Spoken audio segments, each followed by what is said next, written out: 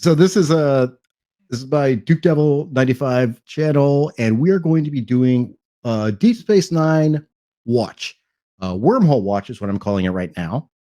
And I've wanted to do this for some time because we seem to spend a lot of time talking about things we don't like that's being put out. But I don't think we talk enough about the good stuff that came out before then. So I decided this year I was actually going to start focusing more on that. Of course, I'm still going to talk about the bad stuff, but I want to focus on the good stuff as well. And as a Star Trek fan for since 1980, Deep Space Nine is one that I have always loved, and I've always thought was the redheaded stepchild of the Star Trek family. And just to be clear, Star Trek ran from 1966 to 2005.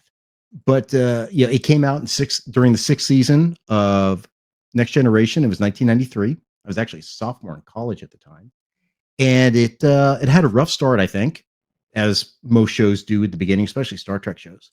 But it really found its footing later on. And the thing that stands out for me about Deep Space Nine is the overall storytelling and the actual development of characters. I think more than any other Trek series, DS9 is the one that really had great character development. And I've seen it so many times, the entire series so many times, I've lost count. Adam, the Renaissance nerd here, I think you said you've seen it 7 or 8 times all the way through? Yeah, I mean, I come from a period of time when there was something called syndication on television. And Good old days. there was when UPN was the thing, which is where I watched it live. UPN was where, because it was a Paramount Network. So, of course, Star Trek premiered on UPN. That's where you went. And after a period of time, DS9 went into syndication. They would air it in the middle of the night. They'd run 2 or 3 episodes from like 11 to 1 and stuff like that. So there came a point in time in the life cycle of watching things where, okay, I'm up this late. Here's 3 episodes of DS9 in a row. Oh, I've been watching this for I think 3 or 4 months now, and I've seen the whole run a couple of times. So that fell a pattern. And then, of course, he had times where Sci-Fi Channel would run it, or TNT would run it too. So I mean, it was everywhere, and I watched it. And like Devil, I watched it when it was live, and I agree. It had that rough start. The first 2 seasons, I wasn't sure if I was into it. And not because it was on a space station, it just wasn't quite landing. And then you get to season 3, season 4, and things are it takes on a whole new attitude, a whole new feeling. You love the crew of DS9 as much as you love the crew of the Enterprise, and you're just having loads of fun. And of course, this was Star Trek's experiment into serialized storytelling. And it worked. And it worked because you had guys like Ira Stephen Bear running it, and you still had Ron D. Moore working on it too. So you had guys who understood Star Trek working on it, and they kept Brandon Braga at arm's length. So until Voyager. Yeah. So DS9 became so great, to a point now where there are people who will say Cisco is their favorite captain. They're number 1 over both Kirk and Picard. That's where we are in real Trek fandom at this point with that kind of stuff. So I love DS9. As you said, I've watched it 7, 8, maybe 9 times all the way through. Lately, though, I tend to stop at the end of season 6. Oh no! It's still too soon. Damn it! We can't say. We don't want to say anything. Yeah, I know what Adam's. I know what Adam's saying. You know what I'm talking about. I don't want to say anything. You know the pain I feel. I know exactly what you're. Now I'm picturing in my mind. Thank you, son of a bitch. Yeah. All right, but like I said, Adam and I will know exactly what we're talking about. Fractured does not know what the hell we're talking about, because Fractured is a newbie to Deep Space Nine for the most part. Pretty much. I'm a fresh little baby stepping into all of this, but I'm looking forward to checking out this series. That seems like do have, despite you saying it's the redheaded stepchild of the series, certainly has garnered a lot of praise from the circles that we certainly follow. So I'm curious, because myself, I love the original the Star Trek series. I thought it was fantastic with Kirk, Nimoy, and Bones going about space. I kind of thought of it as almost like a bit of Bros in space, but the exploration and everything was fantastic. The camaraderie of the crew and everything, especially for those 3. But Myself though, I got to something like the Next Generation, and I kind of tapped as possibly as soon as it got to what you guys might be saying is getting good with the Borg coming in and everything of that. But I just I gave it 4 seasons and I was like, I'm done. I'm gonna be very curious to see how I take to this show. I'm wondering if Yeah. 'cause I've It's a seen different random beast. episodes. It's a Yeah, totally different beast. and that's kind of what I'm definitely interested to see what happens. So that's definitely why I'm excited to be here and to check the series out with you guys because I know Duke, you can go on for days on Star Trek, and I love listening to you talk about Star Trek because yes, you got the passion and everything, and like you say, we got to talk about the good too. Like Yeah. we'll talk about the bad and everything, but having that positivity out there is definitely needed now and then. So definitely this will be a fun experience, I think. All right. So for anyone who's actually watching our video, we are actually going to be watching this live ourselves. We're not going to do a live stream for copyright issues, obviously. But really, what I want to do, what I hope we can do about this, is really appreciate the show and talk about, what's good about it, what's bad about it, that sort of thing. All right, here let's we go. Let's do these. Sound good? Yep. I can hear it. Yep, sounds good. If you attempt to intervene, we will destroy you. You know what's great about this right here is that we're 6 years into TNG, Mhm. so they've already got better special effects for starships. I was gonna As say that opposed to- was already starting to look pretty good, even with the Yeah. day of it. That was Yeah, but looking good for TNG the- used to have the stationary ship Yeah. and things would move around. By DS9, everything is very mobile. It's very Star Warsy. Everything's moving Yeah. around and it looks really good. Wait, are you so you're saying we can kind of get the visual effects of like a Star Wars era kind of like movements of ships without making it stupid like a certain Jar Jar Abrams did? Yes. Oh my god, I'm surprised. I'm shocked. Yes. The other thing about this is actually the first time that we actually saw any of the battle with 359. True. True. Damn it. Again, We just can't leave her I here. never knew you. Oh! Oh! Just really quick, I know we kind of talk about a lot certain things in a lot of times, but I really do just appreciate just for the time and stuff like that, just the practicality of the Mhm. effects and everything that was going. Like, even though it's shaky cam and stuff like that, but it's Mhm. like they did such an amazing. They still do a good job of like it's like from like if you were looking from that perspective. Yes, you're in a ship that's falling apart, so naturally things are going to be very hectic and everything. But then like he's going through the rest of the ship and you got the fire in the background of the cabin that his wife was in and stuff like that. And as he's crawling through all the debris, like it's all there. And that's really something that, you know, I also just isn't as appreciated, I think, sometimes as I think it should be, because that's it adds weight. It adds to what the actor themselves have to interact with. So it's like he has to put that extra effort into acting like he's lifting up a heavy beam and everything like that. And then that adds to him sweating profusely. And then again, the fire in the background projecting that light onto them. Just something I just had to appreciate. And this is quite an intense way to open the show too, with the battle and then going Well, starting with such a big loss for what's obviously gonna be the lead character in this. It's like, wow. Well, what you get here with DS9, which is again breaking away from the standard Star Trek episodic method that they used from original series and TNG, is even though I'm gonna say this and it's not completely true, DS9 really is even more character centric than Mhm. TNG because all the crew you're going to get introduced to throughout the next several seasons, they all have serious long-term stories that overlap. It's not just, oh, Riker did this with this alien this time, so we're gonna make man-whore jokes, or yeah, Picard had his arc with the Borg and it is long-lasting. No, there are events that carry over from season to season and grows the story and creates the background, which makes Star Trek Deep Space Nine feel more lived in. And because Samuel Infamous and I were talking about this a couple weeks ago. Star Trek DS9, very rarely, well, Star Trek in general, do you really spend time on planets? It's one and done. You're in and out. Right. And this is not a spoiler. Creature of the week and stuff like that. Yeah, I mean, and it's not a spoiler because we're going to get there in 5 minutes, so I'm not spoiling anything. Yeah. Once we're at Bajor, we're on Bajor. We live on Bajor. We breathe Bajor. We get to know Bajor. And Sam made this great reference that we know when he asked me, what's your favorite planet that you know about in Star Wars? And I said Bajor.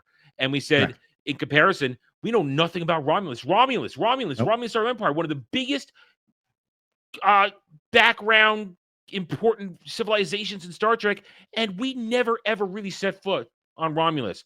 Bajor, we are there all the time.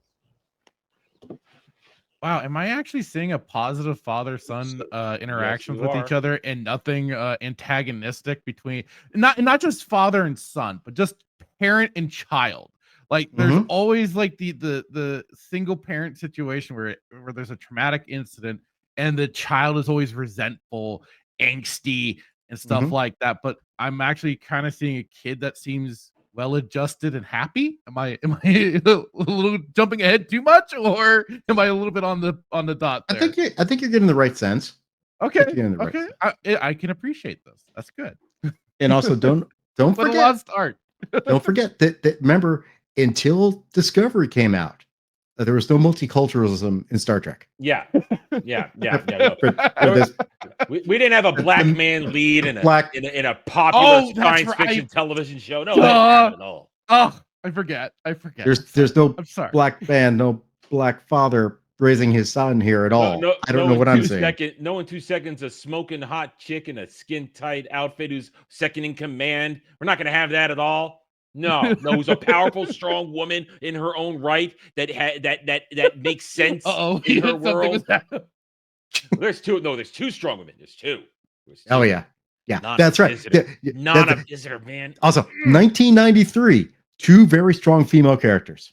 Yep, I love this theme grows on you. I like when they change it up though. In season 3, the slight changes. It's 4. It's 4. It was 4. Okay. It's 4. It's a little more bombastic. Yeah. Well, that's because they add stuff to it with the events going on. They have more going on. Right.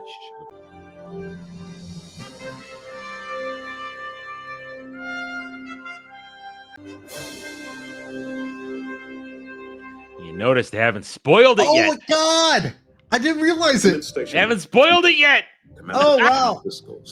I forgot. 88.2. Welcome, Commander. Please enter. The prophets await you. Now, little just point of interest note here.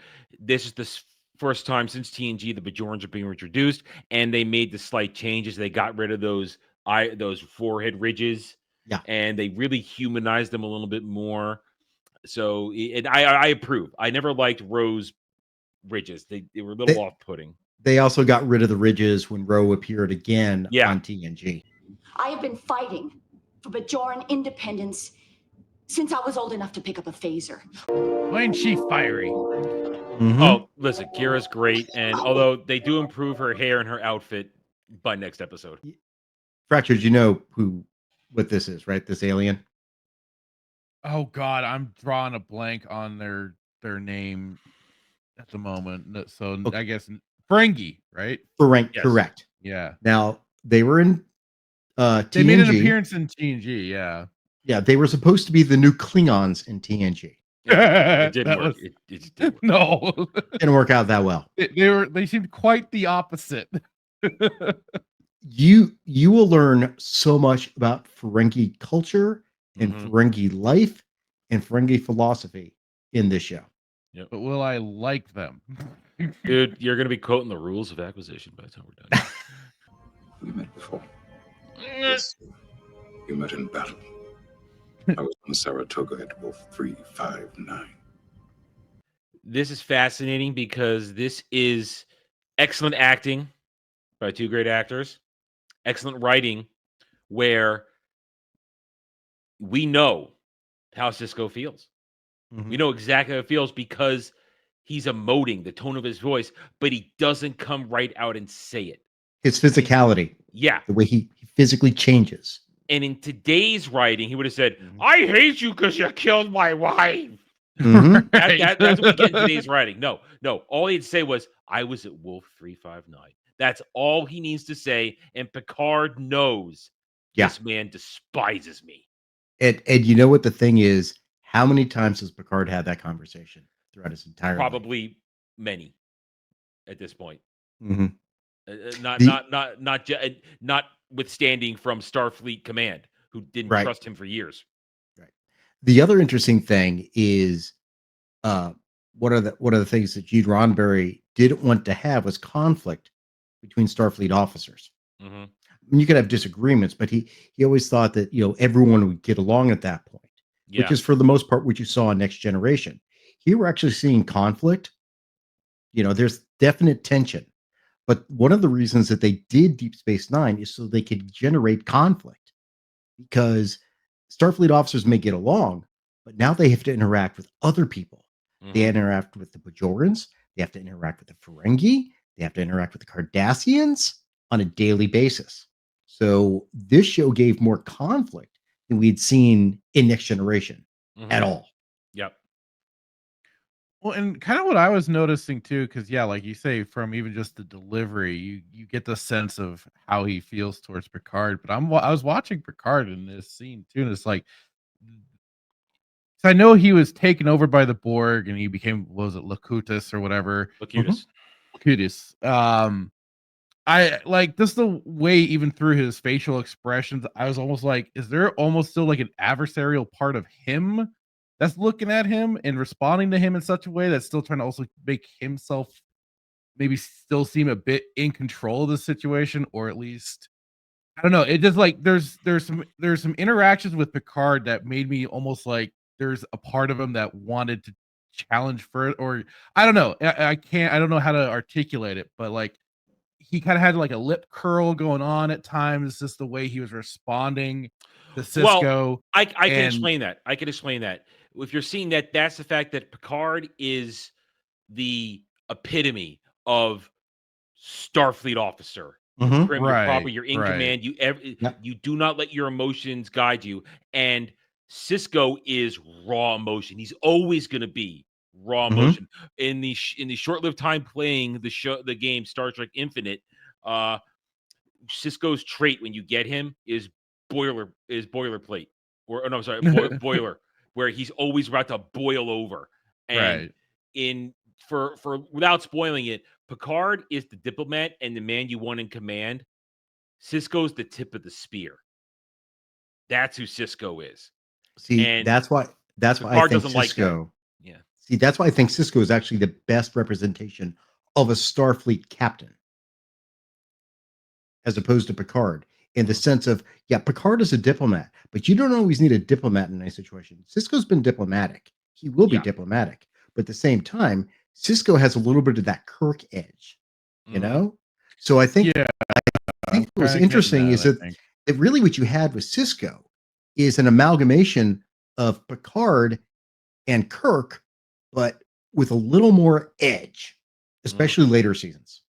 The edge that you see here, you won't see, honestly, a lot of in the first. Well, and I think you kind of see, like you got to kind of say, he's got that diplomat side to him too, and that was kind of how he handled Kira a little bit, the way he spoke to her, and was like, and like he said, like, and you can see he's somebody that, yes, he'll speak his mind, so he appreciates somebody that also will speak their mind. That's why he was very easy to defuse that situation a little more than even what this certainly turned out to be for for this little interaction. So, did you expect that?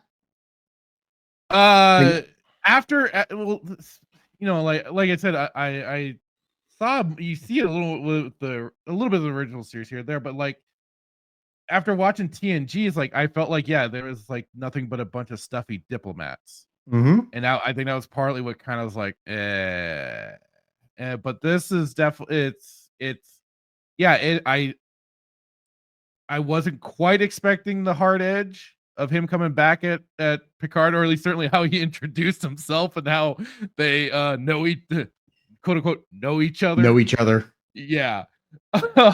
So that was a bit interesting, and you do see, like, even with this scene, Picard got uneasy because first he sits down, but then he immediately sits back up after Cisco takes his seat.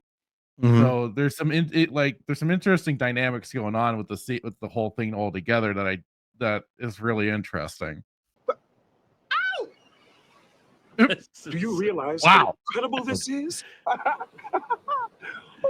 It's a little creepy. Oh, of course you A little awkward. It's weird. It's weird. Little- It's not every day you meet the girl you're going to marry. Come on, a little strong there, buddy. Yes, Benjamin, he knows I'm a Trill. He finds it fascinating. Okay, so And speechless. this is the reintroduction of the Trill, who Much get better form. a massive makeover as a species. Mhm. Massive makeover. And also, they've retconned how the symbiote works in this Yep. now. They did. They Yeah. did. And actually, they developed it so much more. But Terry Farrell, lovely Terry Farrell. Ooh. They were actually they tested her with the makeup from Mhm. the original Trill, which had forehead bumps. And they're like, no, we're not doing that. And now we have spots. Yeah. How can we hide this beautiful woman's features? Yeah. And she just gets hotter and hotter as the series goes on, man. Oh, and the spots go from head They to go toe. all the way down. Yes, they do. Well, and we see it in the bathing Yeah, suit we- episode when they go to Ryza. That's right. But don't say who she goes with. I haven't. But Julian Bashir. That's another interesting character. The way we're oh, introduced to Julian Bashir. Oh, his story is so good. So I mean, Fracture. fascinating. You saw him right there, Fracture. What your impression was like?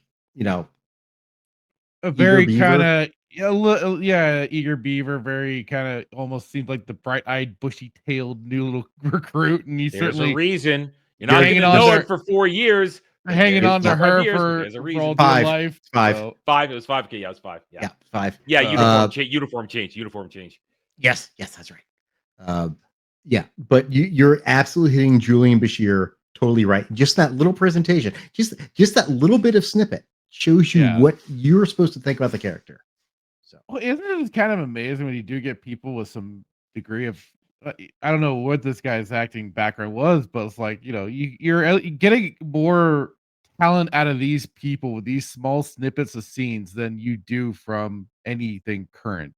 well, Because like you so said, Dave- in the Cisco scene with Picard, he would have shouted at him, going, "You killed my wife!" yeah. But it's all a lot Uh, more subtlety going on, and you know, job or a research grant. I wanted this. I get the feeling she wants to kick him in the balls. Oh, One of the Right most- now, she wants to kick everybody in the balls. That's fair.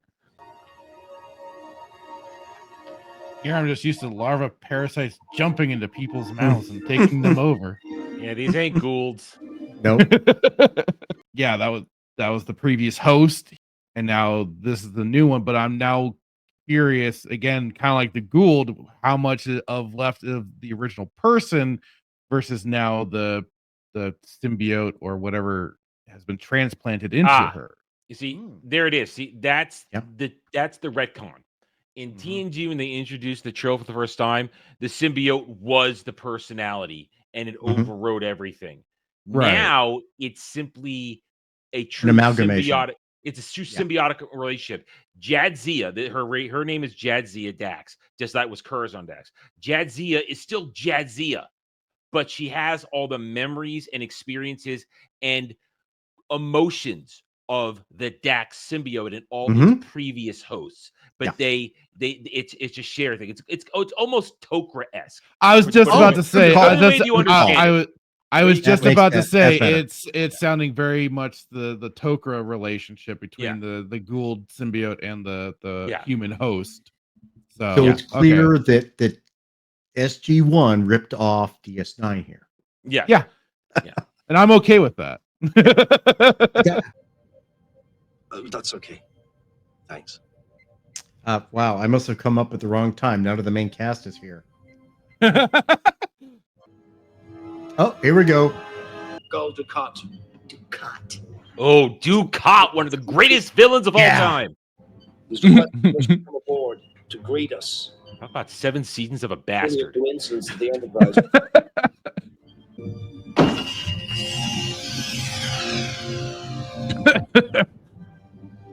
See, violence and technology does mix. Nice roll. Oh! Thing of beauty. So Adam and I know what's happening. What do you think's happening, Fractured?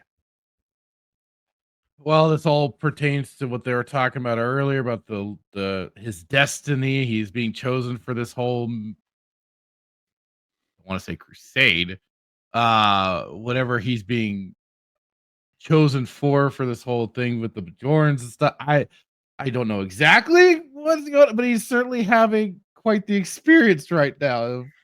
I was like, is this being like some weird he's being reborn sort of thing? He Hear is the the heartbeat. He is the stuff Cisco. like that. He's the Cisco. He's the Cisco. This is and I remember when I first saw this. I don't think I appreciated it as much. No, one cannot appreciate this on a first watch without either help from somebody who's seen it, or it's coming. You appreciate this knowing the entire story, or like we're here with Fractured, and we're coaching him a little bit. So this is all just kind of laying the groundwork for what they're going to be going into for the rest of the series. Like this is all just like this is not just the one-off little tidbit, but this is just the dipping your toe into the whole rest. Yeah, you remember in Encounter at Farpoint when Q put Picard on trial. Yeah. It's and the then exact opposite. But at the end, all good things. Q came back to finish the trial. There's 7 years there of blank. Mm-hmm. There's not 7 years of blank between what happens now and what happens at the end of this show. So in part, this is also what kind of like his coming to terms with his wife's death and stuff like that, because of that was certainly showing their first meeting. Did you see this episode before? No, I have my moments of being rather aware of and being able to kind of are you saying you don't need Avery Brooks to say you don't need Avery Brooks to cry out and say, I want to deal with my trauma? I'm kind of getting that's what's going on, and that's what's been kind of going on with this episode. Yeah, little hints here and there. They're not clubbing you over the head. No, amazingly, and you guys are being great. You're allowing me to experience it. You aren't giving too much away either. I'm just confused that you're able to suss this all out without anyone telling you. Like Ben Sisko shows up in front of Kira and she's like, "Commander, welcome. I lost my wife." Yeah, you'd think with all the consumption of Disney Star Wars, my brain would be a bit numbed to it, and I would need the hand holding. But amazingly, thank God I still watch mostly old stuff, so I can still pick up on certain subtleties. Wait, I'm very confused here. I'm very confused. Current shows tell me that the science officer woman there just should have told O'Brien how it's done instead of bouncing ideas off of him. I mean, he's just meant to be the monkey to push things forward, right? I mean, just tell him what to do. Yes. What's all this going on here? This teamwork and whatnot. I'm confused. I'm scared. I mean, it's almost like both male and female are working equally together. You're talking crazy. You're talking crazy talk. This isn't how things are supposed to be. Just imagine that both Kira and Dax are both giving you a hug at the same time. That'll make you feel better. Fractured, you're totally right, though. It's like no one is like trying to override anyone. No one's like saying, "Oh, I know the right thing to say." No, it's just they're working together. Yeah, I said, they're bouncing the ideas off each other. No one's and Kira here just let a lot of her pride go to say we're gonna need the Starfleet's presence to be part of this. Yeah. I mean, you're getting a lot of give and take here, which again is not something you often see. It still just baffles me. It's like, where did the quality of writing go? Where They did were run out of town. Mhm. They were run out of town. That's where it was. It's just and then just like the skills from the actors themselves. It's like you do really get something from people who were classically trained, Yeah. who were in theater and stuff like that, where they busted their chops to really show what they can produce. But you're totally right. It's like this is the dynamic that's being presented is not what we're Yeah. presented in modern Star Trek.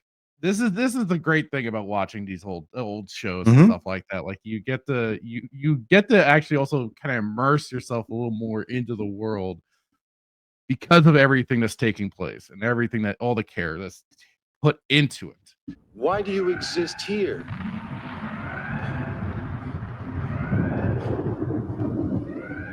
Because I'm broken. This is now the beginning. We didn't get much of this in TNG, but now we get the beginning of the ingenuity of Miles O'Brien. Mhm. Miles O'Brien, who literally holds this thing together with spit and tape. Ah, shit.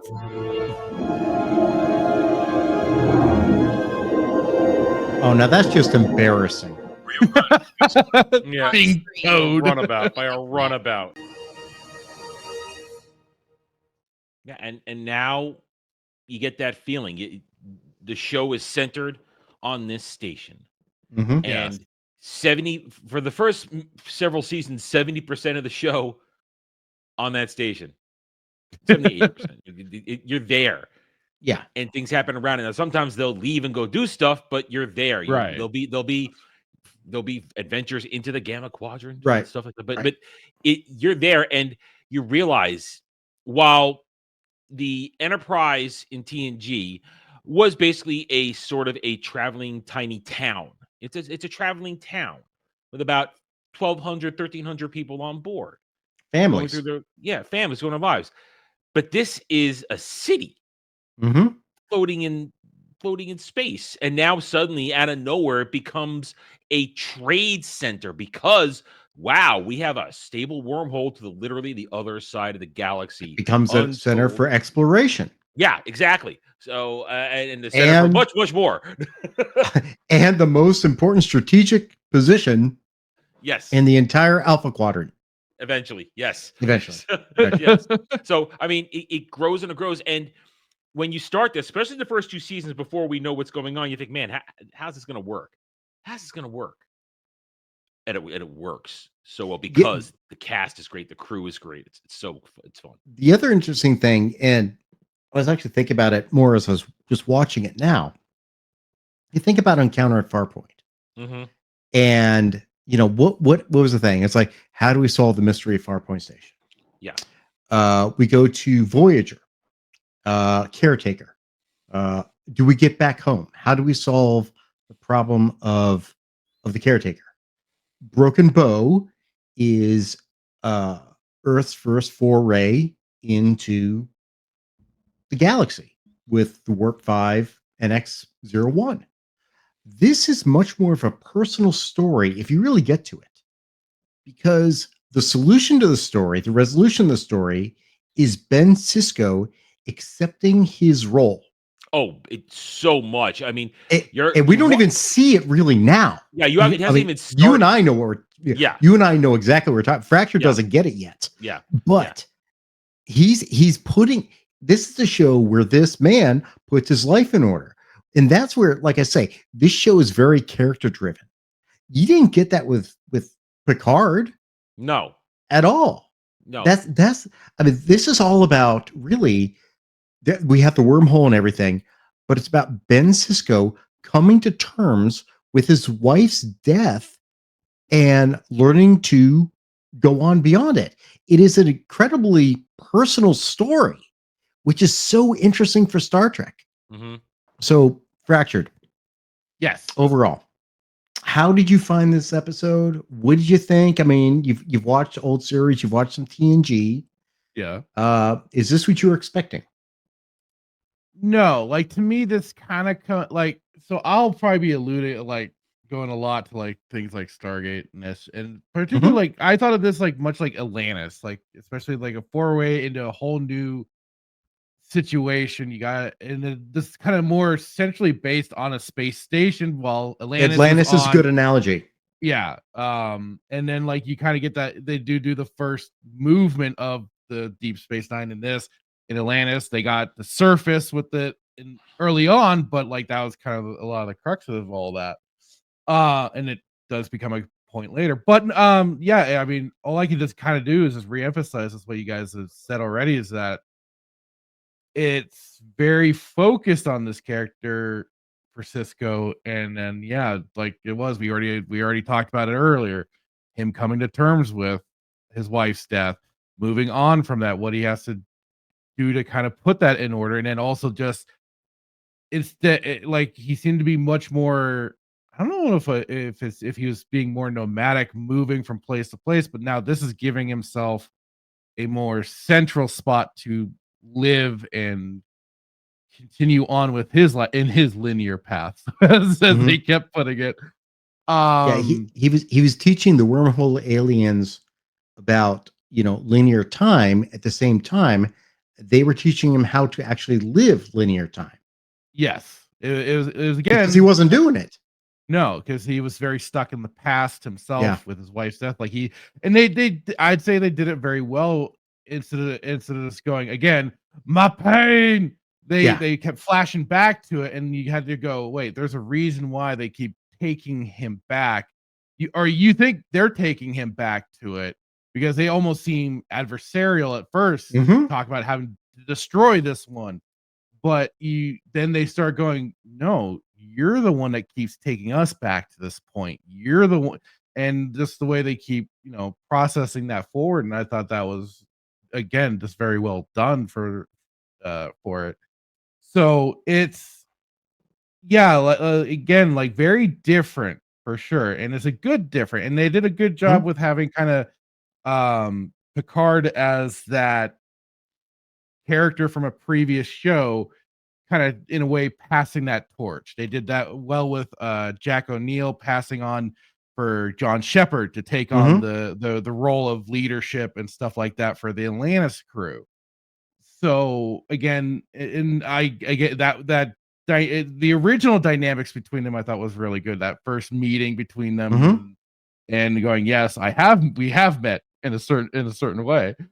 But then now at the end, and even Picard is like, "Oh no, I wasn't able to send that transmission to them." So yeah, did Picard just not do it? It was even though like you guys pointed out, he is very much Starfleet. He is very much that kind of captain and stuff. Well, like he's very Picard is actually an antagonist.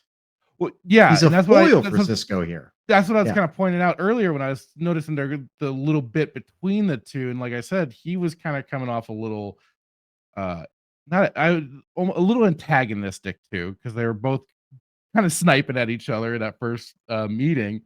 But then, then he just kind of comes around and it's like, all right, he's clearly gone through his shit.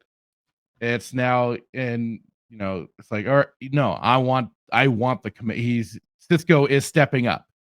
And that's basically what it ends up being, is that he is now finally, I don't know if finally is the right word, but just like he is stepping into the command again and willing to take the role of the man in charge of the station instead of like it was. He's like, I don't think I want this. He was unsure, or just was more like, no, I'm out.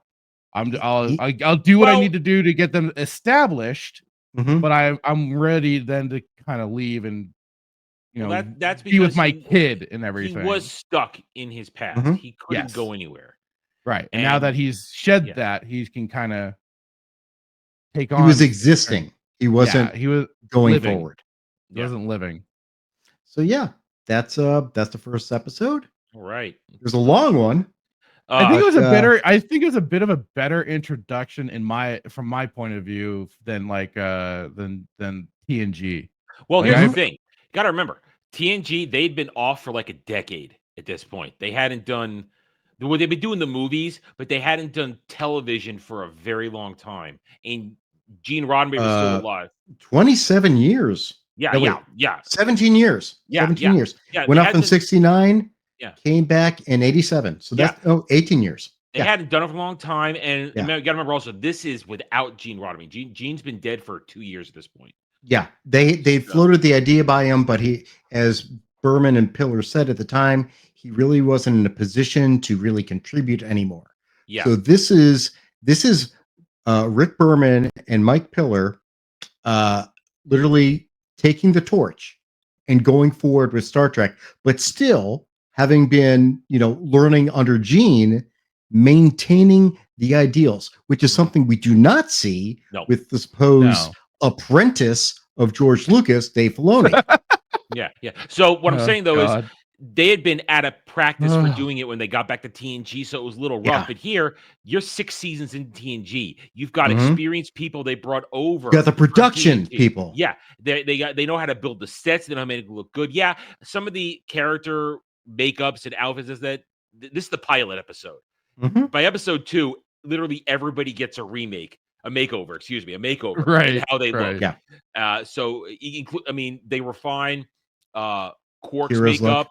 They refine Odo's look, his makeup. Mhm. Renee Auberjonois' makeup gets look. Kira gets a haircut. Now, that's one of the few times I'm going to say a woman with short hair looks damn sexy. Is not a visitor with her short hair.